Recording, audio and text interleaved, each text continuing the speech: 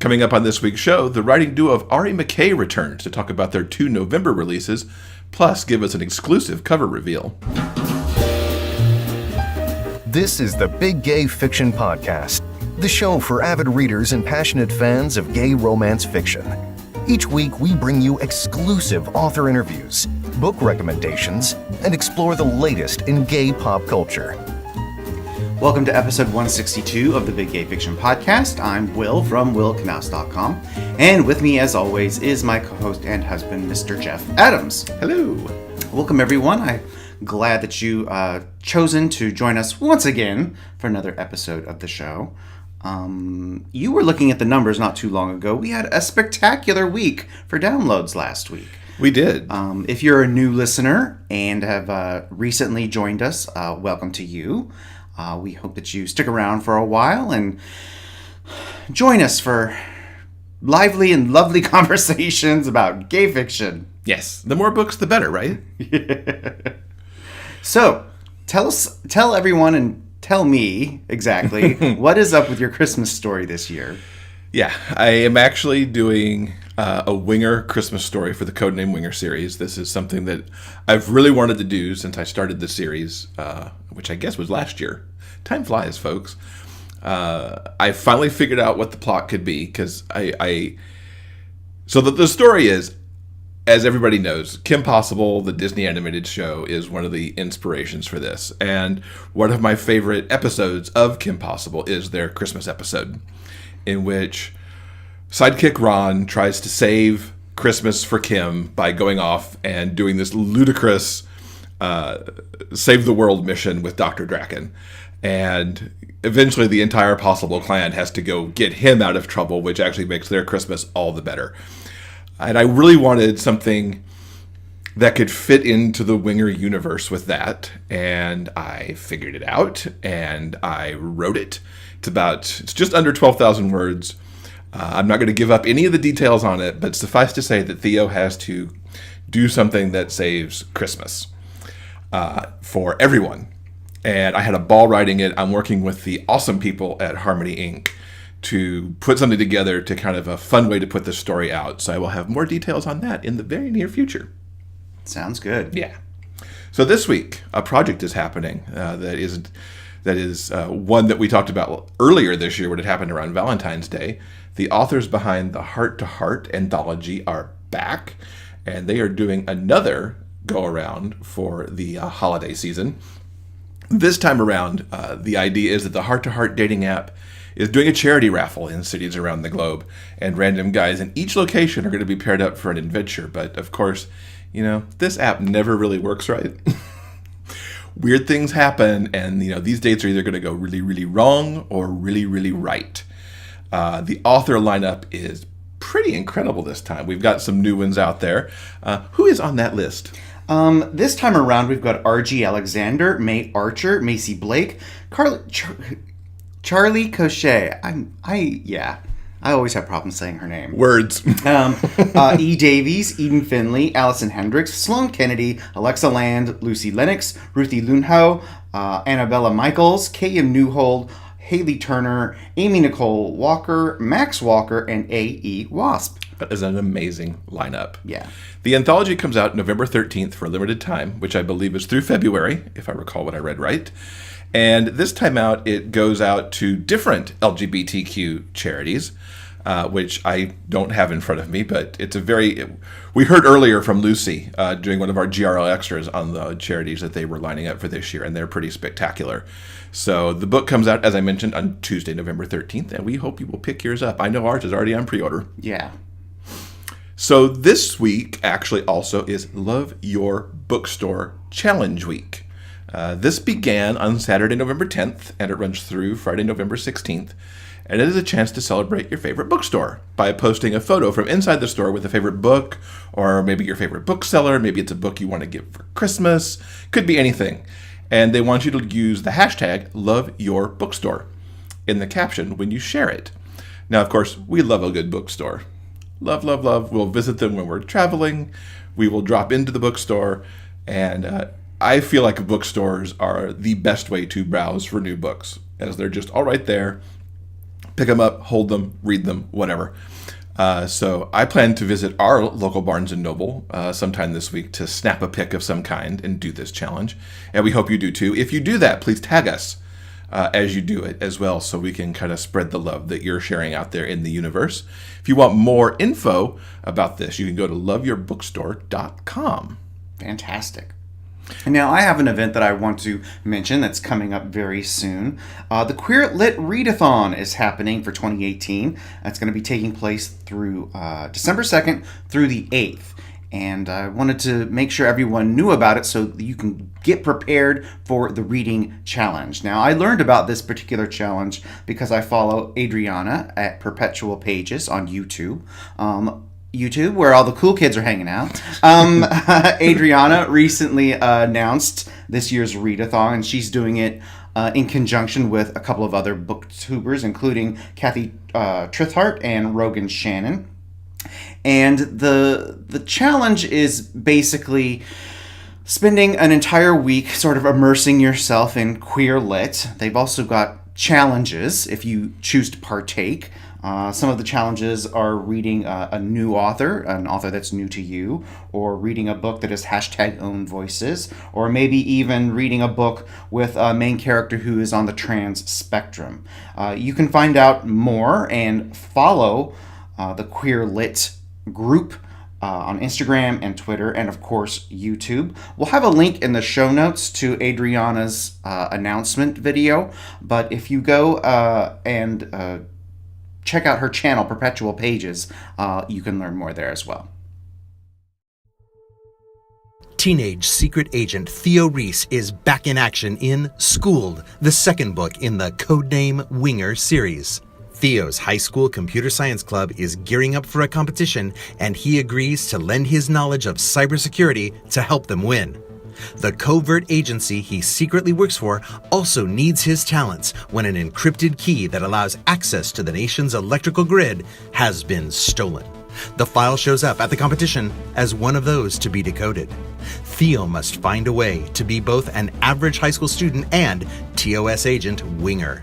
The file must be secured, all while protecting his teammates from those who will use any means necessary to get the file for themselves. Schooled is available in ebook and paperback wherever books are sold. And if you missed Theo's first mission, pick up Tracker Hacker today. So it's November, which means it is time for Hallmark Channel Christmas movies. Technically this year... They actually started before Halloween. They started before Halloween, which is okay with us because we love them so very much. The reason we're bringing it up right now is because there are a couple movies of note we think you should know about. First, there are a couple of films that star out and proud gay actors. The first one I want to mention is A Shoe Addict's Christmas. That stars Luke McFarlane. You might know him from Brothers and Sisters on a couple of different shows. He's going to be co-starring with Candace Cameron Bure and Jean Smart from Designing Women. Ooh. Love Jean. They're going to be starring in A Shoe Addict's Christmas, and that is going to premiere Sunday, November 28th. So mark your calendars if you're a fan of Luke, which we are. Absolutely. He's sweet and he's charming and so very Canadian.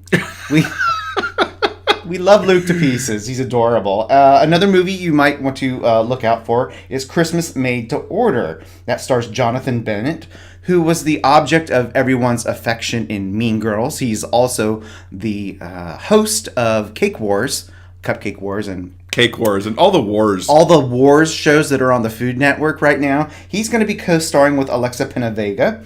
And once again, Christmas Made to Order is going to premiere on Sunday, December 23rd. Now, another gay-adjacent actor you might want to keep an eye out for is Kristian Vincent. He's going to be co-starring with Jerrica Hinton in A Majestic Christmas. Now, you might recognize Vincent from the criminally underrated Noah's Ark. He played Ricky, the sort of lovable slut on that particular show. So if you're interested in A Majestic Christmas, that is going to premiere on Sunday, December 2nd. Yeah. It's also worth noting that this year, the Hallmark Channel teased us with the first gay couple. in a Hallmark Channel Christmas movie. Yes. Hallmark's Road to Christmas, which was on just this past weekend. So it was on the weekend of, I believe, it was either the 3rd or 4th of November. Basic premise in this movie was that there is this cooking show host who has been conned by her producer Maggie to go off and do a live Christmas Eve show. This freaks her out a little bit, and she decides to bring one of her sons in to help with the production. He was on the show years before, Danny Weiss, who was played by the awesome Chad Michael Murray. They decide to pepper this a little bit with some live segments, and they go off around the country to pick up these things to help put into the show, so there are some recorded segments along the way, so it's not all live.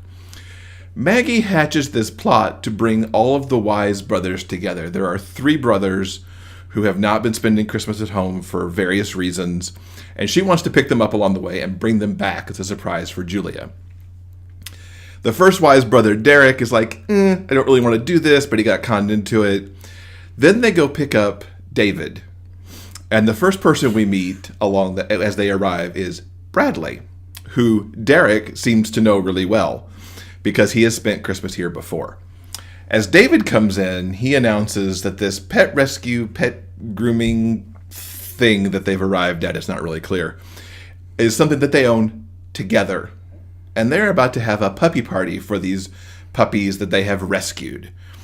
The chemistry between David and Bradley is undeniable, that they are possibly more than friends and business owners.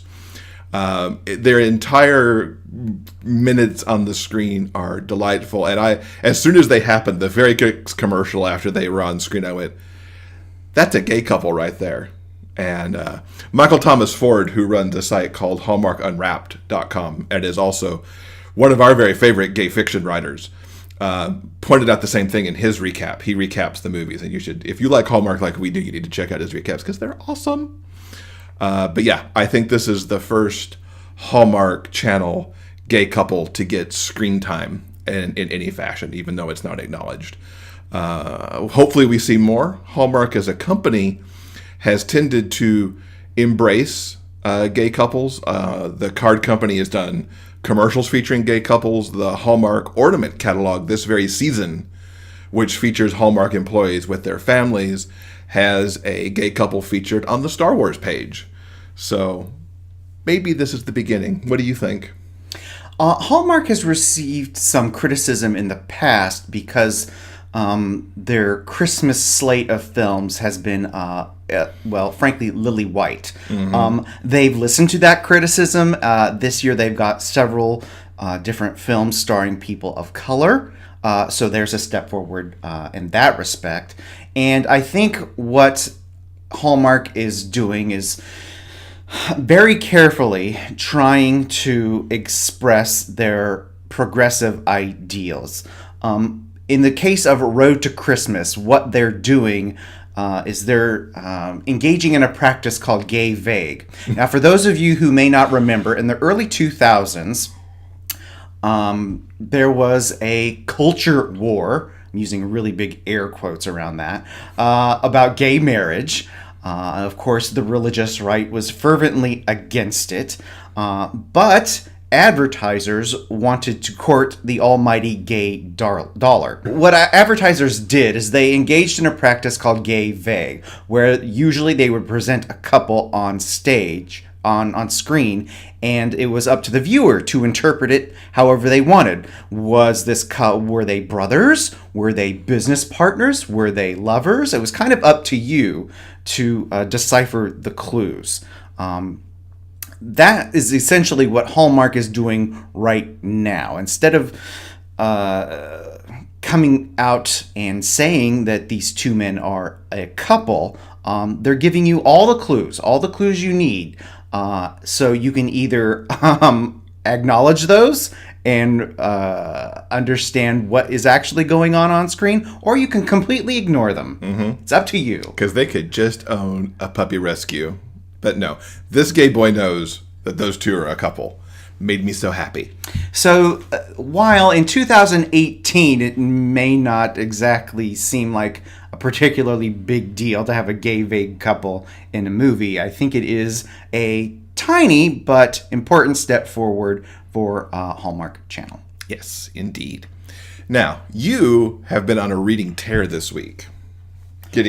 Well, I don't know about that, but what I have done I'm going to call it a tear. I've started some of my seasonal reading. The first book I want to talk about is Cinnamon Spiced Omega by Susie Hawke. Now, this is, of course, the second book in her Hollydale Omegas Impreg series, a series that I have genuinely come to love and adore. And I picked up this particular book this past week because with all of the... Oh, God. For those of you who don't know, this past week in America, it was election week, and it's, oh, God, such a... This election cycle has been such a insane shitstorm. I really needed something comforting and very cozy, so I chose Cinnamon Spice Omega. This particular book focuses on Liam. He is down on his luck, pregnant Omega, who has run away from his abusive alpha and has found himself homeless in the charming city of Hollydale. He literally runs into Kristian. He is the owner of a local garage. And they sort of that's how they get on each other's radar. And of course, they're the main couple in this book. So this is, they're going to be eyeing each other and, getting to know one another and eventually, of course, falling in love, which is what they end up doing. Kristian, his brother Kent, works at a local bakery right next to his garage. Kent and his co-worker Tom were secondary characters in the first book, and they receive a lot of on-page time in the second book. And then I actually think they're pretty instrumental in Liam and Kristian getting together. This particular book takes place from the Thanksgiving holidays through Christmas and beyond. So we've got all sorts of seasonal charming stuff happening, especially the main characters go volunteer at a food kitchen where Liam shows up. And that's when Kristian finally realizes the dire straits that this poor pregnant guy is in. So he invites Liam to come live with him and Kent in their apartment. And of course, being so close and living together, they get to know each other even more, and they eventually fall in love. As I said, this book takes place primarily over the holidays. So we get, as I said, lots of cute holiday happenings going on. We've got Christmas proposal, and of course, when our couple gets together, we've got a super sweet wedding, and then the wonderful moment when the bundle of joy finally arrives. This is sort of like I said, I was looking for something super sweet and super cozy to take my mind off of world events, and that's what I think this particular series does. Despite the sort of niche genre of impreg, this particular book these particular series of books is actually super sweet. So if that's what you're looking for, I highly recommend Cinnamon Spiced Omega, especially as it is now the holiday time. Indeed, it's time for all those cinnamon spiced goodies out there. Now, the other book you've been reading this week is from our guests, Seeking Solace from Ari McKay. Tell us all about it. Well, as I mentioned, I needed something super sweet and comforting to get me through this week. This second book that I read certainly did just that. Now, in just a few minutes, we're going to hear Ari McKay sort of give you the lowdown on this particular book. So I'm going to kind of go through it kind of quickly. It's about Devin Walker, one of the Walker boys, and he is serving as a bartender on a cruise ship. He wants to become a chef, and this is sort of a stepping stone towards that. And he's just tasked with showing an executive, Paul, sort of around the boat and kind of the inner workings of what it's like to go on a 2-week cruise. They're going to go on a 2-week stint to the Caribbean. And of course, now since the two of them spend time together, they end up falling in love. They've got instant chemistry. They've both got some issues they need to work through because it's a romance, of course. And they end up doing that on the boat and off the boat when they go on excursions. There's an especially sweet and romantic time spent at a Caribbean resort. So they've got that going for them. And just when the 2-week excursion ends and you think that they're going to finally achieve their permanent happily ever after, the black moment hits and secrets are revealed, and Devin ends up running back to Buffalo Lick, Texas to kind of rethink his life. Wow. After these secrets are revealed. Paul does the smart thing and chases after him, and basically has to go through the extended Walker family in order to get Devin to give him a second chance.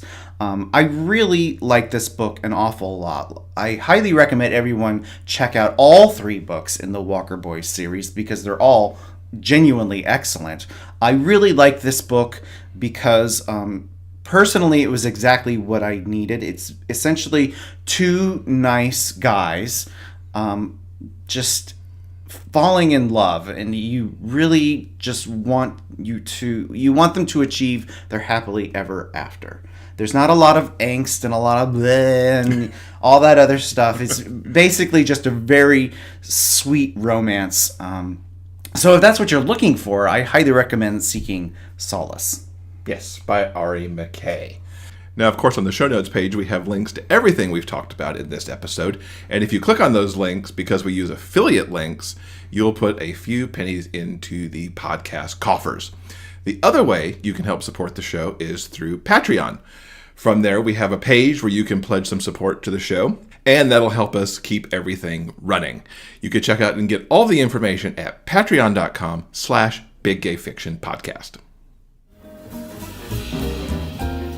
Did you know that podcasts love to get reviews too?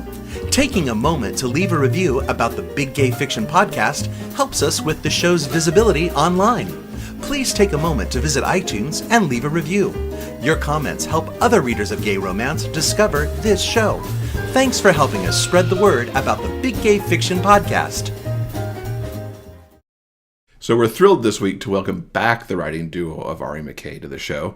They last joined us back in episode 86 when they were talking about a different Walker Boys novel, which was Breaking Bonds, and they also gave us their origin story back there, so we'll link to that in the show notes. This time out, they are talking about the 2 new books they've got this month, Seeking Solace, which Will just reviewed, as well as Quenched in Blood, which is Dreamspun Beyond book. And we've got a little extra something special surprise in the interview, too, that you'll hear about as well. So shall we get to that? Yeah, let's. Welcome, Ari McKay, to the podcast. How about we take a moment and you two can introduce yourselves? Okay, hi, I'm the Ari half of Ari McKay. And hi, I am the McKay half of Ari McKay. Fantastic. We are thrilled to have you guys back on the podcast. You've got 2 books coming out this month, with both Seeking Solace in the Dreamspun Desires line and Quenched in Blood in the Dreamspun Beyond line. So congratulations for that. Tell us first about Seeking Solace, which is the new Walker Boys book. Okay, this one has been, it was a little different because instead of being a chef, he's a wannabe chef who is working as a bartender on a cruise ship. And part of the reason for that setting was that I've taken a lot of cruises and I enjoy cruising. And so it was a really kind of a fun way to use my experiences on board a cruise ship to, bring a little bit of a realistic touch to the setting. So Devin is the Walker in question, and he has been working on the cruise ship for Triton Lines, and he's a bartender. He gets to meet a lot of people, and because he's very outgoing, he gets asked to shepherd one of the executives from the cruise line who is coming on board to learn the ins and outs of how the ships actually work, rather than the office back half of the business. But what he doesn't know is that Paul is actually the heir to the entire cruise line. And so it's kind of the, secret millionaire, sort of thing going on there. And they get very close, and Paul has some issues that he's working through with a physical disability. And Devin helps him to work through part of his issues, and in the process, they kind of fall in love. So, don't want to give away too much of the background. No, giving away the good stuff, that'll be in my review. Because I've read this book, I loved it to pieces. I especially loved the cruise ship setting. It was a lot of fun. Just sort of wonderful and escapist and romantic. I loved it to pieces. Now, most of the Walker Boys books have taken place in Texas. Specifically, Buffalo Lick, the small, quaint town where barbecue is king.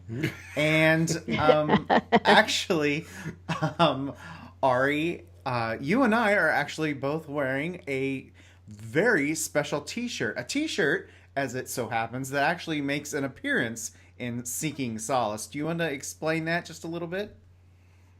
Yeah.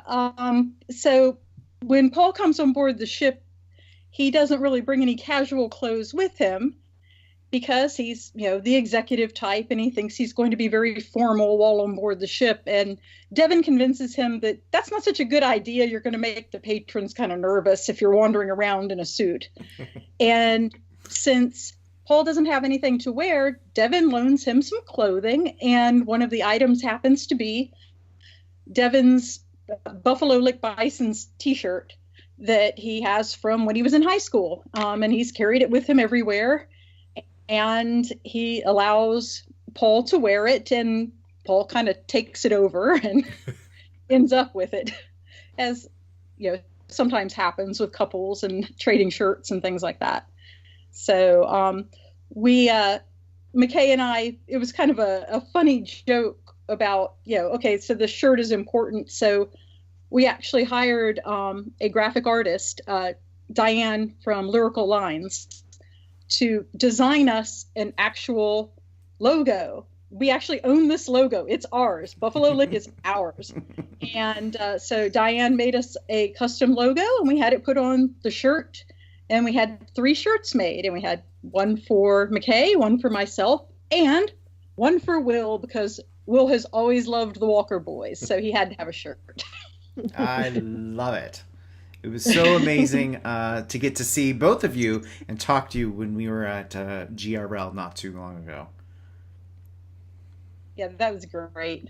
Yes, I enjoyed it. It was your first GRL, McKay. How was that for you? It was an amazing experience, and I would recommend anyone who is a writer or reader of gay romance to attend at least once, because it's so warm and welcoming. And even though it was my first time, I felt like I instantly belonged, because everybody was just so open and welcoming to me. And I just really enjoyed the whole weekend. And I really loved getting to meet some of our readers and meet fellow authors. It was just fantastic. Very cool. What's coming next, or is there a next, for the Walker Boys in their journey? Actually, yes, there is. This is kind of interesting because I suppose I don't know if people know that the Dreamspun Desires line is changing focus a little bit. They are they're going for kind of lighter stories than even what we've been writing. So we actually have book 4 of the Walker Boys almost completed. It's called Healing Hearts, and we have permission from Dreamspinner to move it out into the main line. So when we finish it and finally get it submitted, the Walker Boys will transition just from the Dreamspun Desires line out to the main Dreamspinner line, which is actually kind of good for us, because that means we're not limited to the 60,000 words. So we can make kind of longer, a little more in-depth stories. And for Healing Hearts especially, that's going to be kind of important because the Walker boy in that one has got a few issues that he needs to work through. Yeah. So having the ability to go much longer if we need to means that we can, give it a little bit more in depth of a treatment for him about his problems.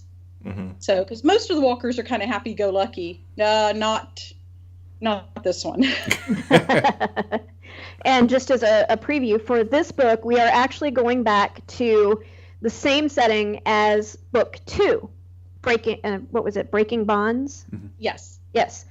And the chef in training who kind of studied under Liam, Rocky, he's going to be one of the leads this time. Oh, God. Oh, I can't wait. Hurry, finish it fast. That'll be amazing. I can't wait for that. Yeah.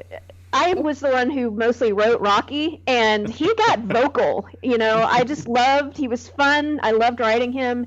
And I was kind of, after we finished Breaking Bonds, I was kind of thinking in the back of my mind, he needs his own book. He's out there. So I'm glad that we're getting to tell his story and let him have a Walker of his own.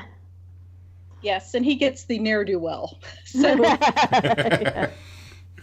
so he's going to have to whip his Walker boy into shape. Yeah. Can't wait. Oh, that sounds so good. So amazing. Now, in addition to the Walker Boy that's releasing this month, you'll also have another book in your Asheville Arcana series. Can you explain, first of all, before we get into the new book itself, can you explain a little bit about the paranormal nature of this particular series? Sure. This one is set in Asheville, North Carolina, and it focuses around members of the paranormal community in and around Western North Carolina. In this world, we have vampires, we have shapeshifters, we have fairies, demons, and demon hunters. And in the first 2 books, it followed a series of friends. Actually, the 3 main characters, Julian, Whimsy, and Arden, were all friends with benefits. And in the first 2 books, Whimsy and Arden found their true love romance. And so now only Julian is left, and he's been left alone. But in the backdrop, they're also fighting a war against a demon invasion. There have been incursions in each book that they have had to rally members of the paranormal community to fight off these demons. And this book kind of culminates that battle. So we're going to see the end result of all of their efforts in the first 2 books. Cool. And this third Julian book, gets funny. this third one's called Quenched in Blood. Yes. So besides dealing with the war, who's the couple here? And what's their story?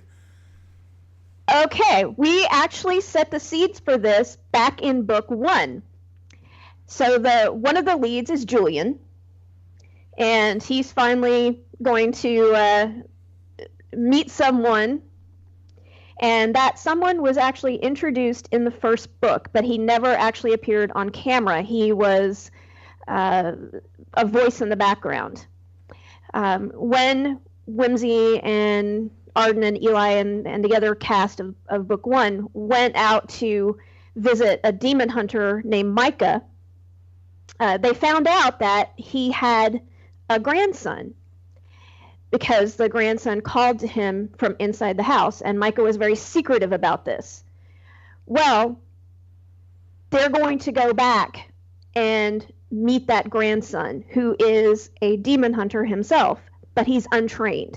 His name's Thomas, and he is descended from demon hunters on both sides. So he's very powerful, but he has no idea. his grandfather was so grieved by the loss of his son and daughter-in-law, Thomas's parents, that he raised Thomas in ignorance of who and what he was. And so Thomas has no idea that demons and vampires and werewolves exist, and he's blown away. He has to have a crash course in, what's going on. And then they're like, oh, hey, by the way, we need you to fight these demons. Yay. So Thomas gets thrown in the deep end pretty quick. What was your inspiration behind this one? And did the inspiration come more as the whole series, since you were kind of arcing this entire story about the war? We had a short story. We wrote it for Halloween several years ago, and it was much shorter. And it was published by a company that no longer exists. And we were trying to figure out what to do with the story/novella. And the more we looked at it, the more we realized that we liked the world building.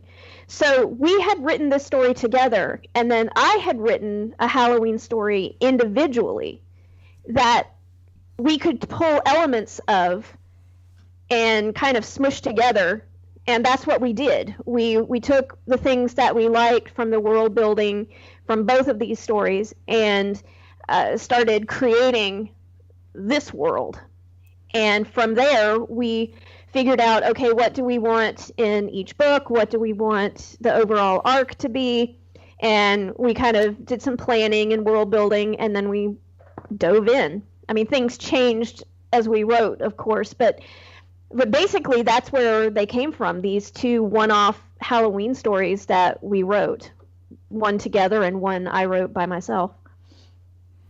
That's very exciting to have the world mash up like that. Yeah, the story that I wrote, I kind of had in the back of my mind the Halloween story that we had written together. And I asked Ari, it's like, okay, if I take elements, do you mind, if I kind of loosely set it in the same universe? And of course she said it was fine. And it was not closely tied that you could see it, but it was enough that when the time came, we could mesh them seamlessly. In fact, the character of Whimsy was in my story. So his romance ended up being a little bit different, but my short story was basically about a wizard named Whimsy who falls in love with a werewolf named Harlan. So we took that directly.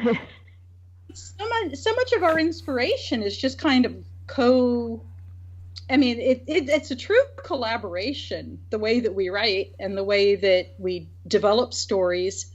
One of us will get a bee in our bonnet about something, a TV show or, a movie or something. And it's like, ooh, something like that would be really cool. And then, we end up like building on it all together. So it's for I think most of the paranormal stuff, the original inspiration was yours, McKay. Because I even think the predecessor to the Asheville Arcana series, I think the original short story was actually something you had originally proposed. And then like when it comes to like Herc's Mercs, that was something that like clobbered me over the head one day. And so yeah, like I said, it's like we kind of take turns on who like, oh, who's got a good idea? Okay, let's do that. Yeah, and I do tend to lean more towards fantasy, paranormal, supernatural. I mean, that is my jam.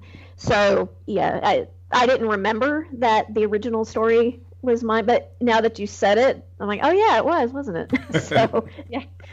So, and I'm not surprised because I really have a strong interest in that genre. So, and she had to convince me to go with the Herc's Mercs, but hey, convincing.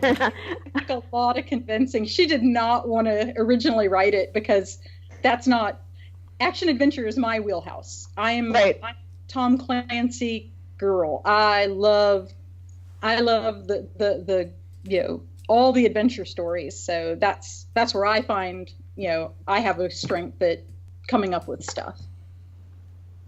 Now, for any normal author collaboration, 2 books in 1 month would be like more than enough. But as we've just discovered, you've got a Christmas story coming out very soon. What can you tell us about that? Yeah, that one is actually, it's almost completed. It's called Designer Holiday. And it's one that we actually had started, I believe, in January of this year. And we had thought we were going to write 12 Christmas stories just as kind of a series, and that sort of didn't happen. No. But we got the one that we had started, we've gone back to, and it's.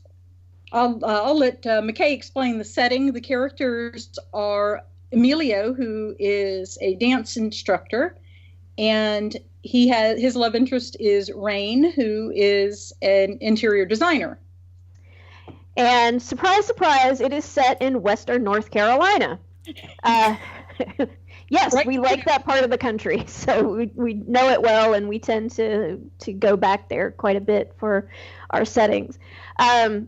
For inspiration for the town, Holiday Pines, I was thinking about the many little tiny towns that exist in the mountains of North Carolina. There are places like Maggie Valley, Spruce Pines, Waynesville, Clyde, and things like that. And that's kind of what I had in mind for the town in this story.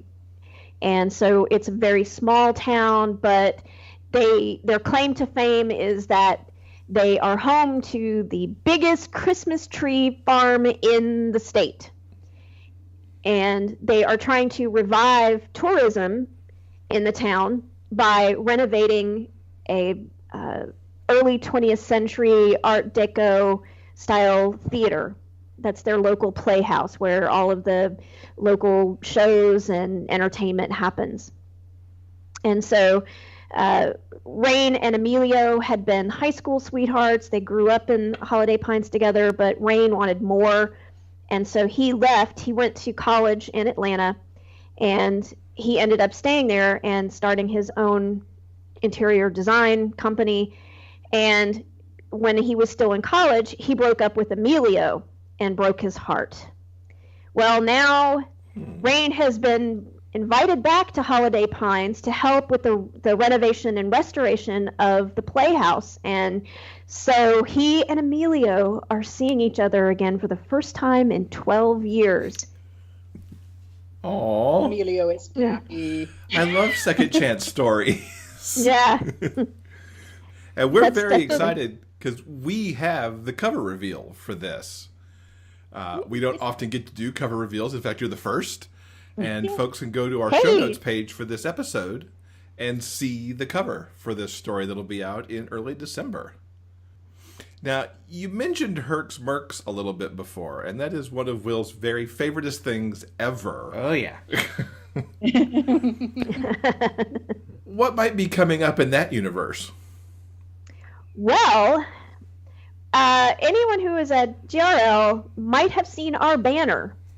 We got a lot of comments on it. I think you got a picture. Yes, that banner was very popular. And for anyone who did not see it, it features 3 very handsome buff men in an obvious threesome. So we had initially thought that would be the cover for the 9th and final Herc's Mercs book, but the banner got so much positive attention and commentary that we thought, and people were saying when we said, oh yeah, that's going to be a Herc's Mercs cover. Oh, when's it coming out?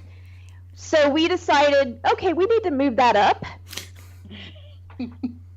So the threesome story with the Herc's Mercs will be the 8th one. That'll be next, and it's going to feature 2 characters who have appeared pretty consistently in the series. They've been kind of background characters, Finn and Morrissey. And the third character is one that got mentioned in No Pain, No Gain, the early chapters, Joker. So those are the three main characters who will be featured in Herc's Mercs 8. Tentatively, I think we're calling that 3 to Get Ready. So that's just the tentative title, though. Yeah. It's a good title, though. Yes. Yeah. And yeah, that banner did get a lot of traffic. Yeah, we'll add a link in the show notes to the picture that Will got with it, so people could check that out on the Facebook feed. Yeah. Cool. And now, can we expect that in 2019, hopefully? Oh, yeah. Yeah, definitely. We're probably mid to... what do you think, mid, McKay? I would say so. Like I said, after the response that we got at GRL, we decided to fast track that. And we do have a couple of things to finish up before we get to that one, but it's on our short list for sure. So probably mid-ish 2019. Cool. That sounds fantastic. Now, in addition to the 2 books that you're releasing this month, we spent an awful lot of time talking about some of your future projects. Is there anything else you want to tease to our audience that might be coming out in 2019? Yeah. If everything goes well, and we've gotten pretty positive reaction from the publisher we've pitched it to, we should have a romantic thriller series coming out. This will be, even if you've read Herc's Mercs, this will be the Mercs, but more so.